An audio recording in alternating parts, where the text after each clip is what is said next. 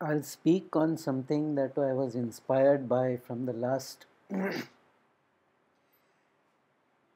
set of smaranas, our lying down meditation smaranas, where they are talking about freedom, but in a very deep sense. The freedom that they are speaking about is freedom from your own limitations of personality.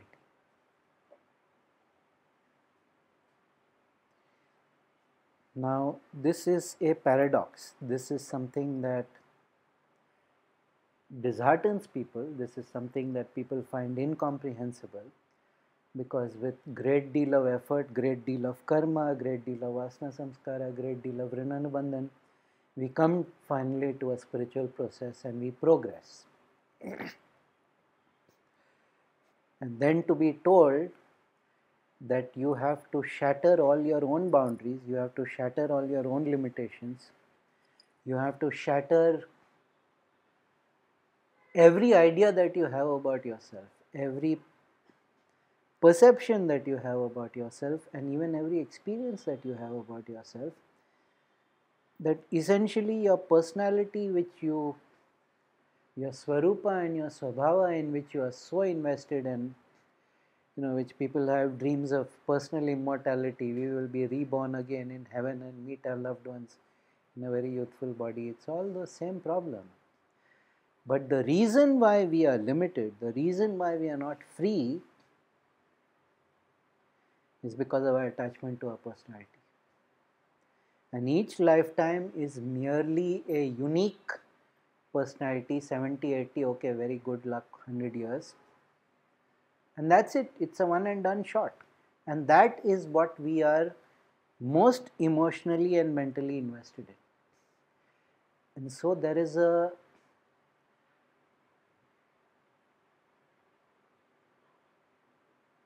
point of stagnation for most people, where they cannot get beyond a certain stage in their process, a certain stage in their yoga, because they cannot dismantle themselves.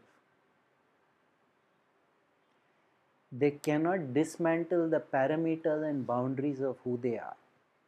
They cannot dismantle their personality. They cannot dissolve their personality or just see, what you look like, it's only in exceptional changes that yoga will change that. Otherwise, the habitus, the impression, the samaskara is so deep that your physical appearance does not change.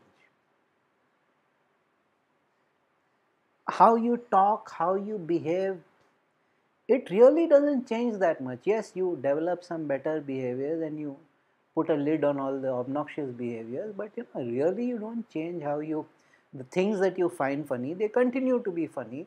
The things that you find interesting, they continue to be interesting. That much dramatic collapse doesn't happen, and this is what people are most afraid of, that I will not be myself. And this myself that you are so interested in is absolutely worthless. Every time you are embodied because of your vasana samskaras, because of your previous lifetime's karma, every time you are embodied, you create a new myself and then you begin to worship it. You begin to enshrine your limitation that you call your personality. But since it is your own, and since deep within I have personally created it, that's about the only creative thing most people are going to do in life. So they make it a god. And of course, if you happen to be very intelligent or very creative or have attained certain level of success in life, then of course the trap becomes next to impossible to emerge from. But you cannot be free unless you do that. You can become very fantastic, you can become very vibrant, you can become an exceptional version of yourself. Yourself, both lowercase, not capital. But you have just created an exceedingly comfortable prison of limitations. Because you are now saying, what you are basically saying is, this boundary that is my personality, this boundary that is myself, is the pinnacle, is all there is.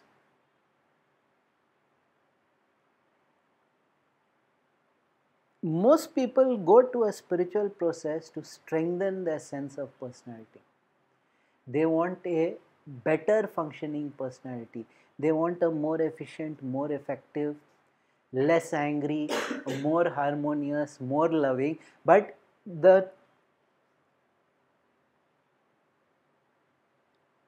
goal or the aim or the desire is always new improved version of myself.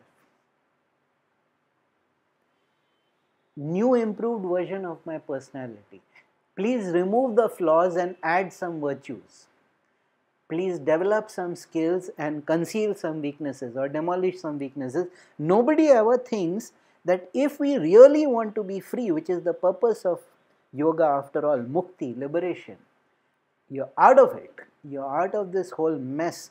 Nobody really thinks, forget about escaping from the world. Even if you want to do the integral yoga, the Arya Yoga, and you want to come to your fullest capability as a human being, not as a personality, not as the gender that you are embodied in, not as the education that you have attained, not as the name that you have been dragging around with you. If you want to come to your fullest capability as a human being, you have to demolish your personality. Now, at least in the sannyasa paramparas, they knew, and the first thing they would do was take away your name. Yes, the first thing they would do, you were forced to do your own funeral.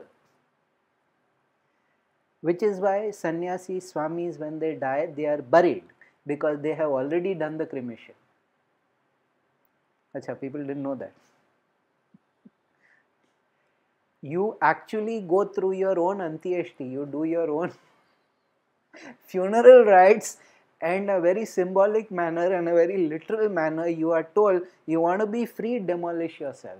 Now, that is one kind of principle, that is one kind of method. That is an extreme case, and that is an extreme case for extreme path, where you're fed up. You're basically fed up of embodiment, you're fed up of existence. And you're like, all I am seeking is to get out of this rut of embodiment. I don't like existence. I want to dissolve back into source, which is fine. That is a very valid path. Most yoga, most Buddhism, Jainism, all are doing that only. That there is no more. But the integral yoga is not about that. The integral yoga is, there is embodiment, there is existence. How can we get the best of that? We are not functioning from a point where it is an escape, it is an enhancement, it is an enlargement, it is an organic growth. But none of that will happen if you are hung on to your idea of who you are. People keep talking freedom, freedom, freedom, freedom, and even in our affirmations, I am free, free, free, free. All the time we are given the qualities of freedom, and we are not told that this is the biggest stumbling block. This determination to be who we are, it is very deep-seated. We all resist when people try to change us, which is good. Nobody else, nobody external should try to change you. The change has to be, what is that? How many psychiatrists does it take to change a light bulb? Only one, but the change must be from within.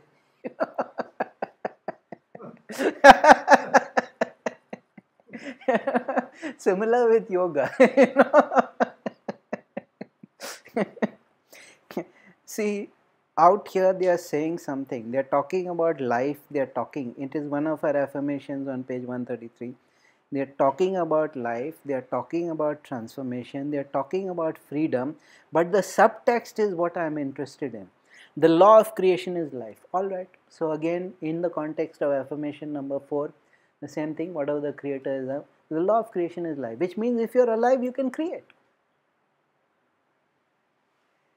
It's an exact thing. Whatever the creator is, I am. The law of creation is life. You are alive. You can create. I am life, and then they are giving you the qualities that you must have. if you are alive, truly alive, and not living a mechanistic, repetitive life from embodiment to embodiment, or more importantly, not part of the consensus delusion, because you are living the life that your society, your parents, your family, your culture, your environment, and your historical time frame told you is the best kind of life, and it has nothing to do with your swadharma, your enteleki, what it is that you are really born to do, then you're not free. A free person, or a person who is truly alive, a person who is Jagrit, these are the qualities. I am life, and these are the qualities of life. People don't realize that these are the qualities we should see in ourselves. No, because most of the time we don't look at these affirmations seriously. We don't have the time. We've huffed and puffed our way to the end, and now all we want to do is lie down and, okay, it'll all work at a subconscious level. Fine, fine. The parampara will take care of it. All right, all true. But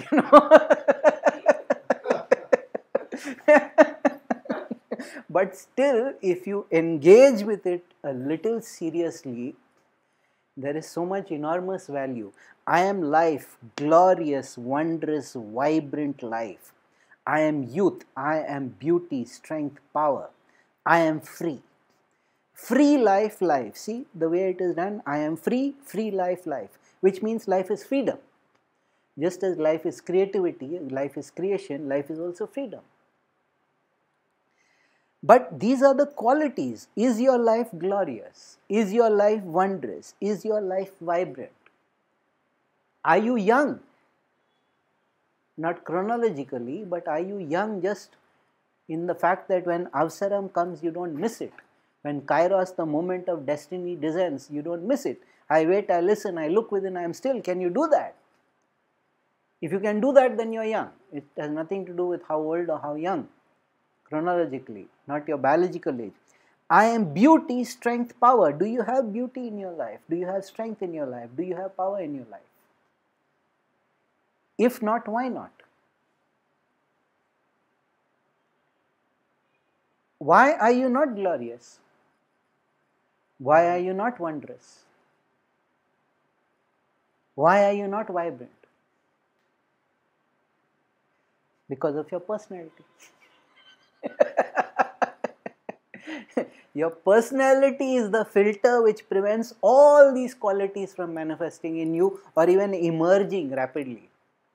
You know that thing we saw in Trichy where that sage, he ate the jambu, the seed, and he didn't want to spit it out in Kailasa, so he came back here to Trichy to meditate, and then it sprouted right from under him and the whole tree, and it burst out of the top of his head. In a sense, it's fantastic that within all of us there is that seed of greatness, and we don't allow it to, we don't surrender to that process, we don't allow that process to manifest, because it will break through my head, then what will happen to me? This what will happen to me if this happens is the deepest human fear. It is called in Sanskrit, in the yogic process, it is called abhinivesham. And Swami Vivekananda gave the best definition I have ever heard of it. He called it the indecent clinging to life. That when you cling to life and to the things of life, and most of all your personality, because death, people are not afraid of dying, they are afraid that the personality will go. This unique one-shot thing that happened, the world will not be graced with this presence anymore. What a tragedy. I'll prevent it for some more time. But they are telling you the law of creation is life. If your personality goes, you can create another better. The law of creation is life. Whatever the creator is, I am. How much more openly and plainly is the parampara required to communicate that truth to you? I am life, glorious, wondrous, vibrant life. Yesterday I was telling the other students, I was telling how I had got, because of my life circumstances and my early life experiences, how I had got into this habit of negative communication. No matter what anybody would say, if anybody would ask me, how are you? I would immediately communicate in negative things, all the things that were wrong in my life or all the things that were not going well. And then one day I decided to pattern interrupt. And so if anybody would ask me, how are you, Rohit, I would always say, I'm always awesome. And the minute I said that, yes, exactly what happened to everybody, people would start smiling. That whole spiral, that whole automatic pattern of active negativity was interrupted, and little joy, little happiness, little amusement, little, what a thing to say. The person thinks highly of themselves. That's a pretty, what an unusual answer. The whole vibration shifts. And then of course the ego, now the habit of the ego works to you. You have now communicated you're always awesome. So you have to be always awesome. there is a certain expectation that has now been set up, so that has to be fulfilled, because that's how you get your egoic habits to work for you. You just set such a tremendously high goal, and then now what to do? You're stuck there. So this glorious, wondrous, vibrant, I am youth, I am beauty, I am strength, I am power, I am free, free life, life, I am life, eternal, boundless, limitless, everlasting, never-ending, wonderful, I am free, free, free. Do any of those words apply to any of us? Do we ever feel, except sometimes eternal, sometimes boundless, sometimes limitless, sometimes everlasting, sometimes never ending, sometimes wonderful? No. And the core culprit, or the core reason, the core filter why these qualities or these experiences are not possible for us is precisely because we are too invested in who we are, that we never get to see who we could be.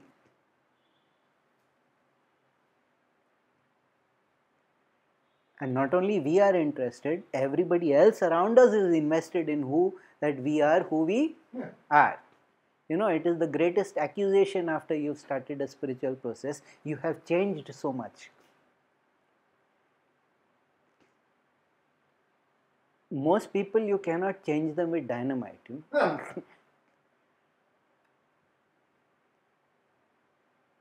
They are impervious. So if a person is actually changing, it is never said in a congratulatory manner or an approving manner. It is always an accusation and a scolding, that you have changed so much. Basically, because when you do yoga, your tolerance for nonsense goes down a lot, and you start speaking your mind a bit freely, which the average person is not very comfortable with that. But that sentence is so packed with meaning.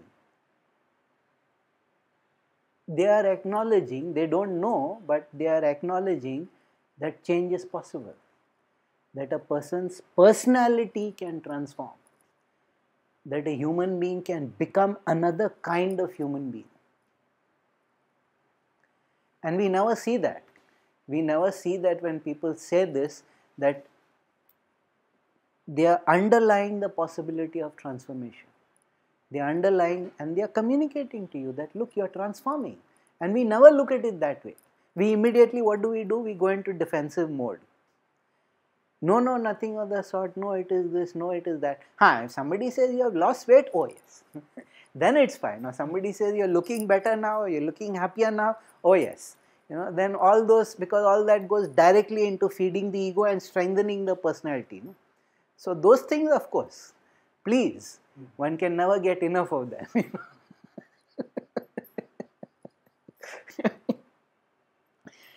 You see, everybody wants to change their life for the better. Everybody wants to manifest better circumstances.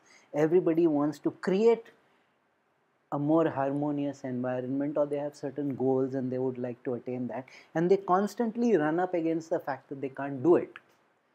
But in most human beings, there is that deep-seated knowledge somewhere that it should be possible, which is what makes books like The Secret sell like hotcakes, because they are tapping into that vibration within each human being, that it should be possible for me to attain the things I desire.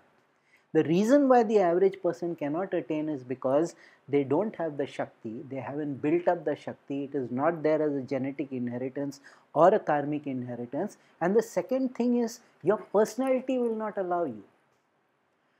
Who you are will not allow you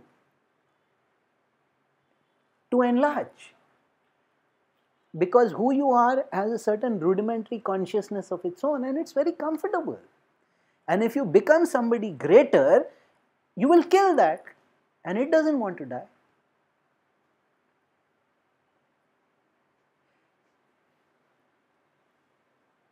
If the boundaries of your property are expanded, the whole range of possibility expands. But the body is a creation of inertia. The body is a creation of tamas. It doesn't want that. The mind also, to a large extent. The emotions also. None of them want that, so they'll all fight you. The only help and support you have in this is your pranamaya kosha. Like finally, after so many lifetimes, this donkey has got it, and it's doing something. Like, okay, now finally some movement is happening. Because see what they are saying in the very next paragraph. I am the master of my own life. I will do whatever I desire to do. I rejoice I did not feel this before, but now I know it. I feel with all the power of my being, I am the master of my own life, and I will now begin to truly live it. It is very clearly saying. But to do all that, boundless, limitless, everlasting, never-ending, wonderful, that sense of shattering of limitation is needed.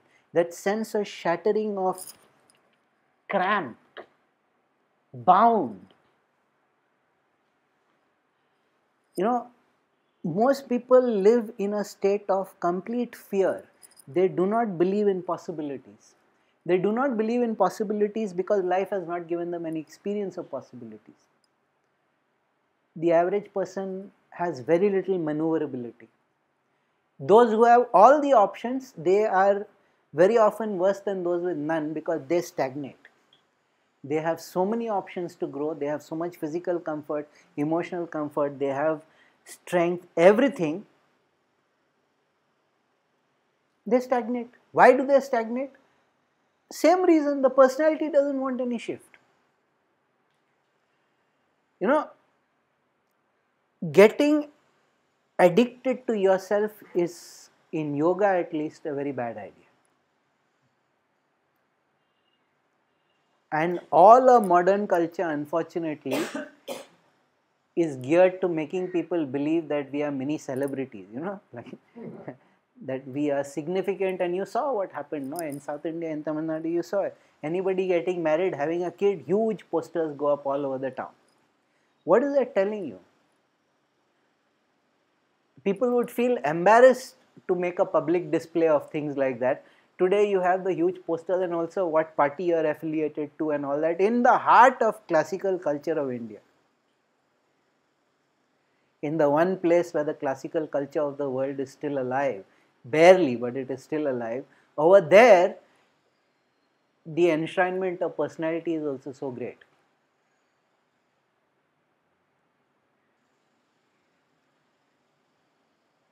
So this completely blew my mind, because I realized that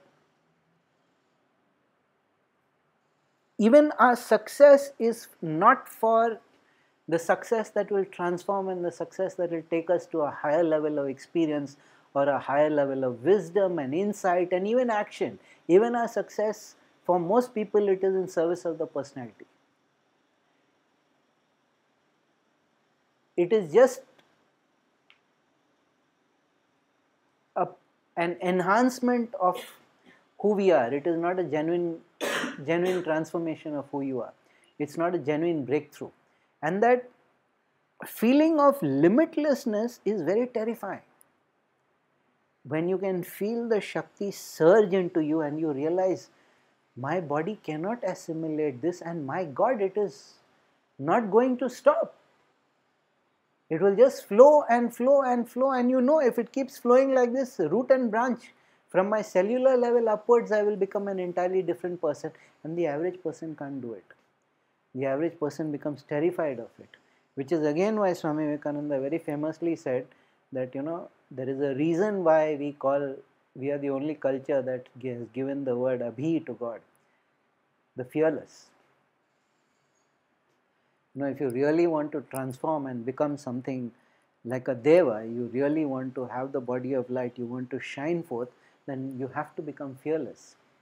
Because only fearless people can live without boundaries, only fearless people can live without limitations, and only fearless people can just instantly shatter whatever it is that they have attained till now for the sake of what they can still get, for the sake of the greater value that they can still get. And most people miss the greater value for this one thing. They are so invested in the body and the experiences of the body and the experiences of life. Even if it is a painful experience, still it is mine.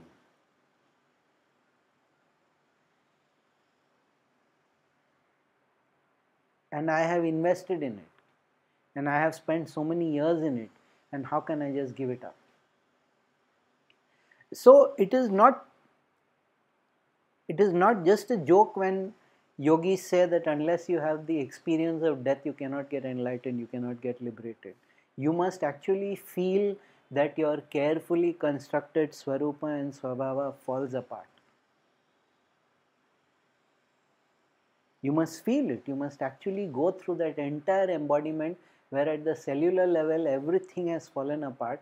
In the normal case, that means death. In the Kundalini Yoga and the yogic case, it means okay, now you will be reconstructed at higher level. You will come out of that death experience and now you will be a different person. Probably the greatest description of the death experience and how it transforms is Ramana Maharishi's experience. It happened to him when he was age 16. But death is always only the death of the personality. No? It is the death of this particular lifetime of embodiment. No, at least in our culture, people know that the story is not over. It continues. The karma will again embody itself. The Vasana Samskara will make sure, the Randana Bandhana will make sure that it will be embodied. Still people are terrified of dying. They are not terrified of dying.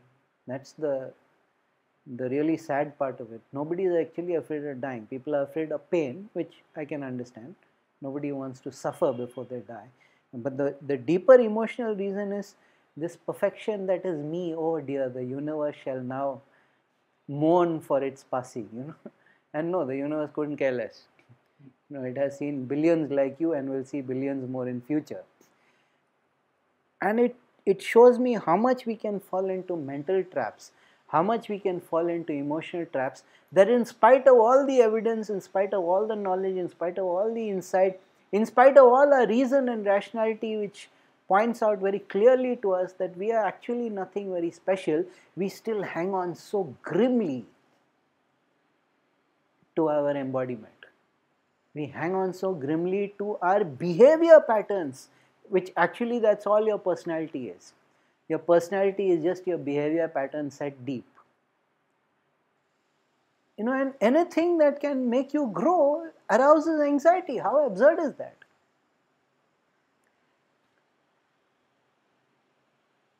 I am afraid I won't be myself. I'm like, that is a reason for celebration, because yourself is usually mediocre and boring, sometimes offensive.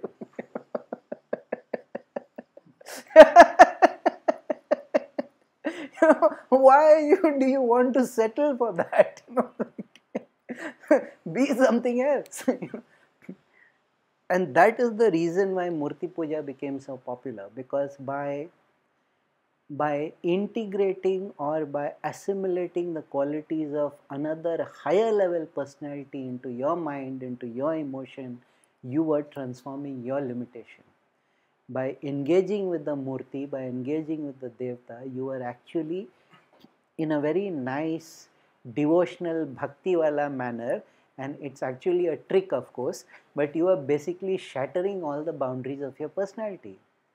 You are shattering all the limitations of your personality. Which is why sometimes they have these extra large statues, people who are capable, Mahaganapati, not the ordinary Ganpati, because that person is capable of growing in stature. That person is capable of growing in quality to that greatness. But because of the trap of personality limitation or personality embodiment, they won't go for it. But if you go and worship Mahaganpati, especially the one at Chidambaram, whether you like it or not, little bit expansion happens, little bit enlargement happens, little bit sense of greater possibility is there, little bit sense of greater power is there. That experience is so overwhelming. Even if they have not done Alankaram, nevertheless it is so impactful. Of course, when they do Alankaram, when they do the decoration, it is fantastic. Just the fact that you engage with a form like that shows you that you don't have to accept your form. Now this scares people deeply. When I tell them that you don't have to be committed to your personality, and you don't have to be committed to all your, you are either neurotic or psychotic, like most people begin from there. Like there is either neurosis or psychosis, and then we have to deal with that. So I believe the reason why I am speaking at length about this, I believe, is that they've all spoken about the end part. They've all spoken about the freedom that comes, the joy that comes, the qualities that descend upon you. All that is being spoken about, but they're not telling you this is the most important thing that you need to just dismantle somehow. This is the block. This is the thing that keeps you. This is the thing that holds you. And I'm not talking about schizophrenics or split personalities or con people who keep changing their personality, because that also is not growth. That is just adopting a different set of clothes. By pretending to be somebody else, or the worst and saddest case is when you go under plastic surgery so you can look like some celebrity. That is the ultimate imprisonment of personality, where even your own personality, which at least most people have the good sense to value a bit, you don't value that, and you go and you try to look like somebody else. That is like the ultimate lack of consciousness and the ultimate trap. But it is also a reason why too much celebrity worship is not a good idea. It is also a reason why too much identification, even with the guru, is not a good idea, because you're merely substituting another personality for your own. And the aim is not to substitute another personality. In the beginning, it may help for a little while. The aim is root and branch transformation. The aim is to completely dismantle yourself, reboot yourself, and then create something else altogether. And do it maybe 4-5 times a life if you want. And it's quite possible. There is nothing that says it is difficult. It's not difficult. It's just anxiety arousing. Just immensely a fearful thing. What? And all that I have done till now, throw in the garbage. How can I? I spent 20 years on that.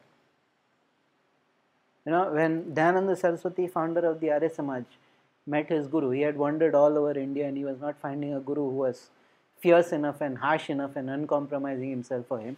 He finally found one, Virajananda Saraswati, who was blind. And he was hard. There is no other word for it. The first thing he asked him is, you have a lot of books? He said, yes, because Dayananda was a great scholar. Go and throw it all in the river, then I will teach you.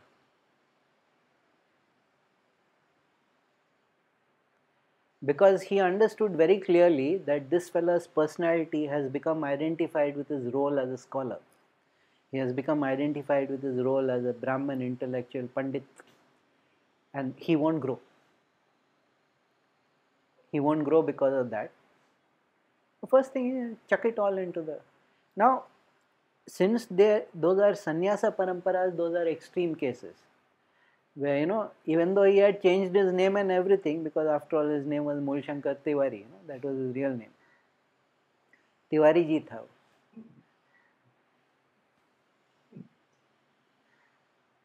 Even though the name had been changed, sannyasa had been taken, the personality hadn't really changed that much. So that dramatic intervention was needed. Many cases it happens. That happens in the sannyasa paramparas where they have the right. They can tell you, give that up, stop doing that, because that's the rules of the game. Those who are in an integral yoga, they need to figure out the rules of the game for themselves. What is no longer serving me in any way? What behavior of mine is just something that I am carrying forward because this is the way we have always done it? You need to ask yourself these questions, and you need to ask yourself, okay, I've always done it in this way. Is it because that is the best way to do it, or is it just because it is habit, or it is just because now I am invested in doing it that way? Now, there is a great deal to be said for tradition. There is even greater deal to be said for innovation, breaking free. Vivekananda, again, he very famously said that I want every man to end up with a religion of his own. Every man should carve out such a unique path for himself that he has a religion of his own. So that's when he made his famous formulation, it is good to be born in a church, but dreadful to die in one.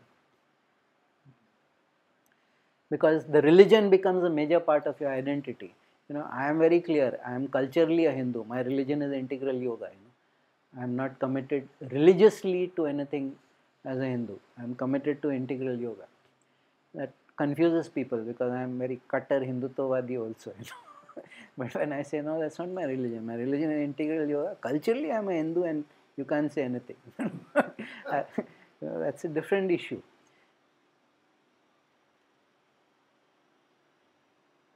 Many people, they can drop everything, but then they can't drop their knowledge. They can't drop their attainment.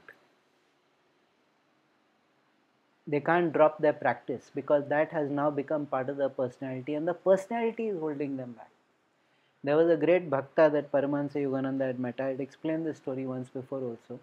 The person had done japa and mantra of Krishna for over 40 years, but was not getting to that last point.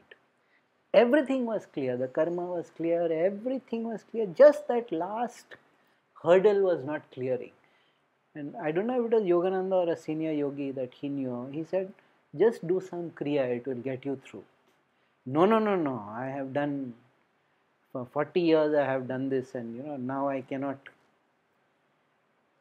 He was not telling him to stop doing, he just said, add this. But the investment in this is my only sadhana and I will not do anything else, that, can you imagine, was preventing at the threshold.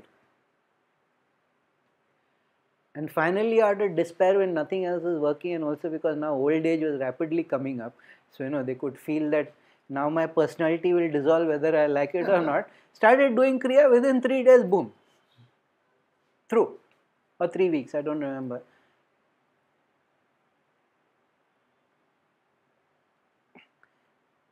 Why does a person whose only desire is to attain the experience of God nevertheless fail? Because of this useless identification with personality. The things we do because we have done, it becomes so vital. And it should not be. The things we do for a purpose. Did the purpose get solved or not?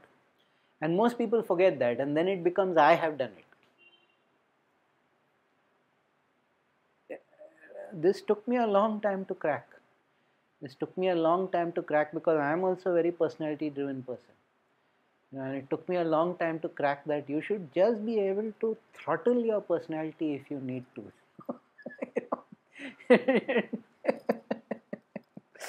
Because you won't change. It's an exceptional, strange case where the physical appearance and the behavior patterns completely change. You won't change, but at least the limitations you can dismantle. The things that are holding you back, the things that are becoming problems and issues, all that you can. What is the fear that people have? Okay? What is the fear that people have is an absurd question. Fear is fear. Abhinivesha. Clinging. Better the devil I know than the devil I don't. How are you sure that if you give up the devil you know, it will be another devil that you will meet up? That very statement is a dangerous statement. So I thought I needed to say, because I saw that the affirmation was reiterating the end point. It was reiterating the qualities, but it was not communicating something very important about what needed to be got out of the way. And this The day you can tell your personality, oh, you have done enough service to me, time for you to retire, I am creating a new one. Be sure you're not becoming schizophrenic first, but that you're not becoming like the Joker. Because he certainly had a new personality, but he was identified with that too. He was completely identified with that, and he was creating havoc because the personality identification was so great. Or Veerappan, I have always, it's a great example of how deeply you identified with your personality. All he had to do was get a haircut and shave his mustache. Yeah, most famous sandalwood smuggler in the world. What's he known for? Those big mustaches and the way his hair is. All he had to do was get a haircut, shave his mustache, go and live calmly in Mysore or any small town in Karnataka or Andhra Pradesh. Nobody would have ever known this is the guy. But he just couldn't. And he was a man who had crores. He was a rich man, he was a smuggler for what, 30 years, 25 years. And he just couldn't let go of who he was when his life was at stake. He preferred to be hunted like a wild animal rather than just shave his bloody mustache. Because I am sure nobody would recognize, because we are also like that, no? We just take up that dominant feature of identification, and if it is not there,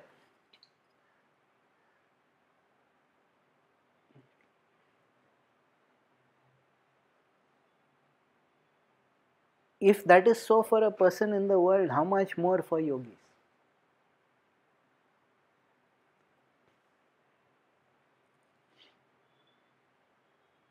And it is tragic for if yogis also fall into that trap. The average person we can understand. But if people in serious sadhana fall into that trap, then what is the point?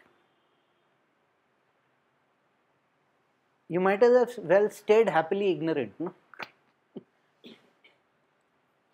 So you don't need to make your personality into your limitation. Your personality is just something that you use to move. Your personality is a process. It is not a finality. And it is your personality, if you allow it, becomes your greatest limitation. As long as it is serving you, it is grand. As long as it has now become the master and you are serving it, you're off. You're no longer in yoga. You may be an exceptional human being, but you're no longer in yoga.